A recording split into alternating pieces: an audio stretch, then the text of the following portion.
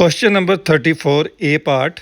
From a solid right circular cone whose height is 6 cm and radius of base is 12 cm is given. A right circular cylindrical cavity of height 3 cm and radius 4 cm is hollowed out such that bases of cone and cylinder form concentric circles. Find the surface area of the remaining solid in terms of pi. इसका जब हम diagram बनाएंगे तो हम देखते हैं कि जो हमने एरिया निकालना है वो एक तो आएगा टोटल सरफेस एरिया ऑफ कोन। अब हम देखते हैं कि जो यहाँ पर दोनों के बेसिस मिलते हैं नीचे वाले पार्ट में जो कि सर्कुलर बेस है, इसका जो सिलेंडर का नीचे वाला जो बेस पार्ट है वो होलोड आउट है, यानी कि इसको वहां से निकाल ली, यानी कि ये खाली है। किसी भी सॉलिड में से जब हम कोई चीज बाहर निकालते हैं तो उसमें एक होल सा बन जाता है, कैविटी बन जाती है। अब हमने देखता है यहाँ पर क्वेश्चन को बड़े ध्यान से देखना है। अब कोई बच्चा सोचेगा कि ये नीचे वाला पार्ट तो हमने माइनस कर दिया तो बेस में से हम इसको एरिया जो इसका माइनस होना चाहिए, पर हम ये देखते हैं कि इसका जो अदर पार्ट है सिलेंडर का ऊपर वाला पार्ट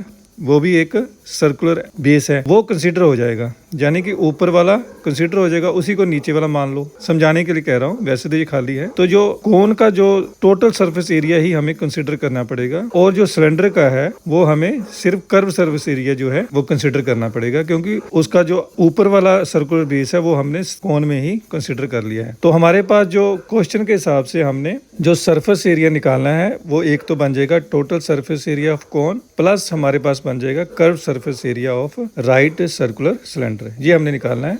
अब सिंपल है, हमें पता है कि कर्व सरफेस एरिया ऑफ जो कोन होता है वो पाई आर एल होता है। इसके लिए पहले हमें एल निकालना पड़ेगा। एल जब हम निकालेंगे तो हमारे पास इसकी वैल्यू आ जाएगी 6√5 सेंटीमीटर। अब एरिया ऑफ बेस सर्कल है कोन का तो ये आ जाएगा पाई आर स्क्वायर। आर यहाँ पर हमें 12 सेंटीमीटर दिया हुआ है, तो area of base of cone आ जाएगा हमारे पास 144 पाई। और curve surface area of cylinder हमारे पास इसका फार्मूला होता है 2 पाई आर एच। और आर यहाँ पर जो सिलेंडर का है वो हमें दिया हुआ उन्होंने 4 सेंटीमीटर और सिलेंडर की हाइट दी हुई है 3 सेंटीमीटर। जब हम इसकी वैल्यू डालकर इसको सोल्व करेंगे तो हमारे पास curve surface area of the cylinder आ जाएगा 24 पाई सेंटीमीटर स्क्वायर। अब हमने curve surface area of cone plus curve surface area of the cylinder plus area of base of cone, इन तीनों को हमने प्लस कर देना है। प्लस करने के बाद हमारे पास जो आंसर आ जाएगा वो आ जाएगा 72√5 प्लस 168 पाई सेंटीमीटर।